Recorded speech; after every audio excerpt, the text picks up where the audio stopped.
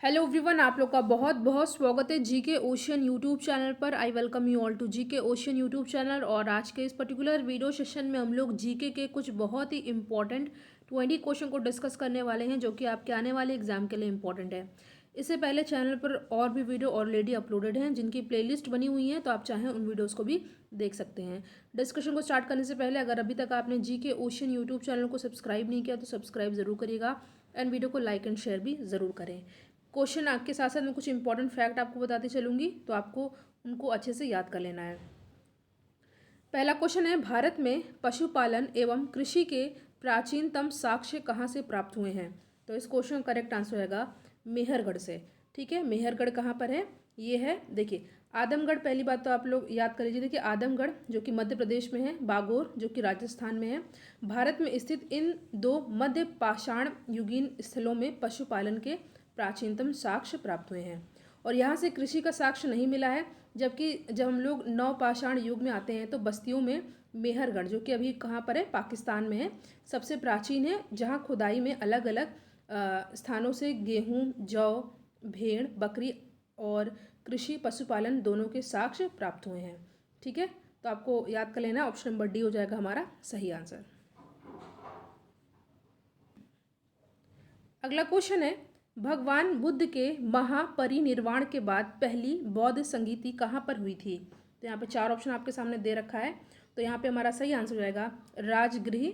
ठीक है, जिसको हम लोग राजगीर के नाम से भी जानते हैं।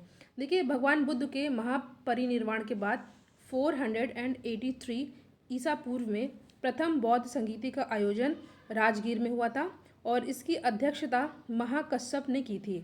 इस बौद्ध संगीति में बुद्ध की शिक्षाओं का संकलन हुआ तथा उन्हें विनय पिटक और सुत्त पिटक में विभाजित किया गया। प्रश्न है, इनमें से किसने सर्वप्रथम व्यापक पैमाने पर स्वर्ण मुद्रा का प्रचलन किया? तो इसमें हमारा सही आंसर रहेगा ऑप्शन नंबर सी। ठीक है, देखिए कुषाण वंश के शासक जो विम कडफिसेस थे, इन्होंने भारत में सर्वप्रथम व्यापक रूप से नियमित प्रयोग हेतु स्वर्ण सिक्के चलाए थे और इनके सिक्कों पर एक ओर यूनानी तथा दूसरी ओर खरोष्टी लिपि में मुद्रांकन किया गया था। ठीक है, और इस सिक्कों पर नंदी, त्रिशूल आदि का चित्र भी अंकित किया गया था। नेक्स्ट क्वेश्चन है, स्वर्ण भूमि का वह राजा कौन था जिसने नालंदा में एक बौद्ध विहार की स्थापना की तथा उसके रख रखाव हेतु अपने दूत द्वारा देवपाल से 5 गांव दान में देने के लिए प्रार्थना की थी? तो यहाँ पे हमारा सही आंसर होगा ऑप्शन नंबर सी, ये है बाल पुत्र। ठीक है, ऑप्शन नंबर सी हो जाएगा हमारा सही आंसर। ठीक है, नालंदा में प्राप्त एक ताम्रपत्र अभिलेख के अनुसार देवपाल ने जावा एवं सुमात्रा, ठीक है, के शासक बालपुत्र देव द्वारा निर्मित बौद्ध विहार के अनुरक्षण हेतु 5 गांव दान में दिए थे और यह दान देवपाल द्वारा बालपुत्र देव की प्रार्थना पर किया गया था। पेरिप्लस ऑफ द इरिथ्रियन सी किसने लिखी है? तो ये लिखी गई है किसके द्वारा? देखिए, पेरिप्लस ऑफ इरिथ्रियन सी नामक पुस्तक किसी अज्ञात लेखक द्वारा प्रथम शताब्दी में लिखी गई थी। ठीक है, इसमें प्राचीन भारत के बंदरगाहों एवं व्यापारिक गतिविधियों का विवरण मिलता है। तो यहाँ पे हमारा इनमें से कोई भी हमारा आंसर सही नहीं होगा, क्योंकि ये अननोन है। ठीक है, याद रख लीजिएगा, इस बुक का नाम पेरिप्लस ऑफ द इरिथ्रियन सी।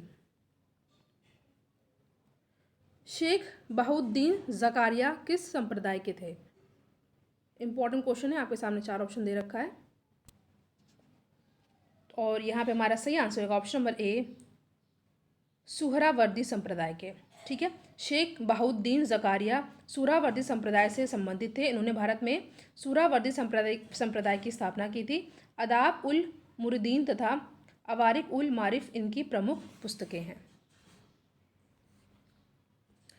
इन शासकों में से किसने अपनी सैन्य टुकड़ियों की 200, 250 एवं 500 की इकाइयों में विभाजित किया था? इंपॉर्टेंट क्वेश्चन एग्जाम में पूछा गया प्रश्न है और इस क्वेश्चन का करेक्ट आंसर होगा हमारा ऑप्शन नंबर, देखिए पहली बात तो कुछ आपको अच्छे से याद कर लेना। देखिए, संतुलित काल की सैन्य व्यवस्था मंगोलों की दशमलव प्रणाली पर आधारित थी। इस प्रणाली में 10, 100, 1000, 10,000 आदि के अनुसार था।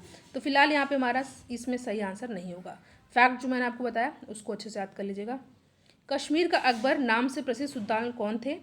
तो ये थे कौन? सुल्तान जैनुल अब्दीन। ठीक है, ऑप्शन नंबर डी हो जाएगा हमारा सही आंसर। देखिए, सुल्तान जैनुल अब्दीन को उनकी धार्मिक सहिष्णुता की नीति एवं जन कल्याणकारी कार्यों के कारण कश्मीर का अकबर भी कहा जाता है। इन्होंने जजिया कर और गोवध पर प्रतिबंध लगाया था। फरैज़ी आंदोलन की शुरुआत किसने की थी? तो फरैज़ी आंदोलन की शुरुआत की गई थी हाजी शरियतुल्लाह के द्वारा। ठीक है, फराजी या फरैज़ी अथवा फरायाजी आंदोलन, जिसका टाइम पीरियड क्या है? 1838 से 1857 है। इनका प्रारंभ हाजी शरियतुल्लाह द्वारा बंगाल में किया गया था। पुस्तक, इंपॉर्टेंट क्वेश्चन है, एग्जाम में कई बार पूछा गया प्रश्न है ये। पुस्तक poverty and un British rule in India किसने लिखी थी? ठीक है, इस क्वेश्चन का करेक्ट आंसर होगा ऑप्शन नंबर बी, दादा भाई नौरोजी। ऑप्शन बी हो जाएगा हमारा सही आंसर। दादा भाई नौरोजी को grand old man of India भी कहा जाता है। ये शिक्षक, व्यापारी और सामाजिक कार्यकर्ता थे। चंपारण में गांधी जी का आमंत्रण किसने दिया था? गांधी जी को आमंत्रण दिया था किन्होंने? राजकुमार शुक्ल ने।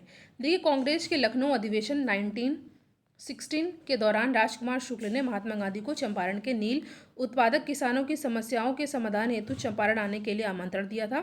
चंपारण आंदोलन का टाइम पीरियड याद कर लीजिए, 1817 टू 1818 ईस्वी है। और गांधी जी के नेतृत्व में भारत में किया गया यह पहला सत्याग्रह था। पहला सत्याग्रह था, आपको ये भी अच्छे से याद कर लेना है, पहला सत्याग्रह चंपारण में। ठीक है, 1929 के कांग्रेस अधिवेशन में पूर्ण स्वराज का पताका किसने फहराया था? तो ये फहराया गया था पंडित जवाहरलाल नेहरू के द्वारा। देखिए, दिसंबर 1929 में कांग्रेस का वार्षिक अधिवेशन लाहौर में हुआ था। इसी अधिवेशन में 31 दिसंबर 1929 को पंडित जवाहरलाल नेहरू ने मध्य रात्रि को इंकलाब जिंदाबाद के नारों के बीच रावी नदी के तट पर भारतीय स्वतंत्रता के प्रतीक तिरंगे झंडे को फहराया था। अगला क्वेश्चन, निम्न में से कौन सा एक स्थलरुद्ध देश है? आपके सामने 4 ऑप्शन दे रखा है, तो यहाँ पे हो जाएगा हंगरी। ठीक है, Hungary is our correct answer. देखिए, मध्य यूरोप के पैनोनियन बेसिन में स्थित हंगरी एक स्थलरुद्ध देश है या आल्प्स पर्वत श्रेणियों से घिरा हुआ है। इसकी राजधानी और सबसे बड़ा नगर बुडापेस्ट है। ठीक है, राजधानी क्या है? बुडापेस्ट, और यही जो है सबसे बड़ा नगर भी है।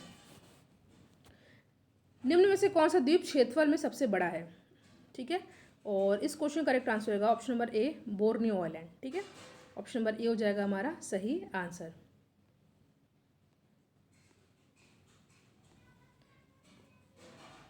निम्न में से किस क्षेत्र में भूमध्य सागरीय जलवायु प्रचलित नहीं है? तो यहाँ पे हमारा सही आंसर होगा ऑप्शन नंबर डी, पैम्पास। ठीक है, भूमध्य सागरीय जलवायु मध्य चिली, केप टाउन जो कि दक्षिण अफ्रीका में है, और एडिलेड जो कि ऑस्ट्रेलिया में है, आदि स्थानों पर पाई जाती है। जबकि पंपास शीतोष्ण घास के मैदान हैं जो कहाँ पर मिलते हैं? अर्जेंटीना और उराग्वे और ब्राज़ील में। ठीक है,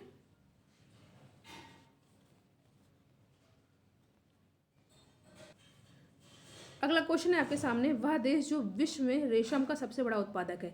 कई बार डिस्कस किया हुआ क्वेश्चन है, इसका आंसर आप लोग कमेंट सेक्शन में ज़रूर अटेम्प्ट कीजिएगा। नेक्स्ट वीडियो में इसको मैं आपसे डिस्कस कर लूँगी। निम्न में से कौन सा मेघालय पठार का अंश नहीं है? तो यहाँ पे हमारा सही आंसर होगा भुवन पहाड़ियाँ। देखिए, भुवन पहाड़ियाँ असम राज्य में स्थित है। यह एक प्रमुख पर्यटक एवं दर्शनीय स्थल है। ये पहाड़ियाँ मेघालय पठार का भाग नहीं है, जबकि गारो खासी जंतिया ये पहाड़ियाँ मेघालय का भाग है। मेघालय की राजधानी है शिलोंग। वह दर्रा जो सर्वाधिक ऊंचाई पर स्थित है? तो यहाँ पे हमारा सही आंसर रहेगा ऑप्शन नंबर सी, नाथुला। ठीक है, नाथुला जो कि कहाँ पर है? सिक्किम में। इसको अच्छे से याद कर लीजिएगा। और विश्व का सबसे ऊंचा दर्रा है खारदुंग ला जो कि जम्मू कश्मीर के लद्दाख में स्थित है। भारत के निम्न राज्यों में से किसे चीनी का कटोरा कहा जाता है? आपके सामने 4 ऑप्शन दे रखा है। देखिए, उत्तर प्रदेश, कुछ फैक्ट आपको अच्छे से याद कर लेना है। उत्तर प्रदेश का देश में गन्ना उत्पादन में प्रथम राज्य है, इसलिए इसे भारत का चीनी का कटोरा कहा जाता है। याद रखिएगा, अगर बात की जाए चीनी की सबसे ज़्यादा मिलें कहाँ पर हैं, तो वो है महाराष्ट्र। ठीक है, और महाराष्ट्र प्याज और काजू के उत्पादन में नंबर 1 है। मगर अगर बात की जाए कि भारत में राज्यों में किस चीनी का कटोरा कहा जाता है, तो यह उत्तर प्रदेश। गन्ना सबसे ज़्यादा कहाँ उत्पादन किया जाता है? उत्तर प्रदेश में, मगर चीनी मिलें सबसे ज़्यादा कहाँ पर है? महाराष्ट्र में। तो यहाँ पे हमने कुछ इंपॉर्टेंट 20 क्वेश्चन को आपसे डिस्कस किया। जो क्वेश्चन मैंने आपसे पूछा है सभी इंपॉर्टेंट है, और जो मैंने आपसे क्वेश्चन पूछा है उसका आंसर आप लोग कमेंट सेक्शन में ज़रूर दीजिएगा, और वीडियो को लाइक एंड शेयर ज़रूर कीजिएगा। Thank you so much for watching. Thank you.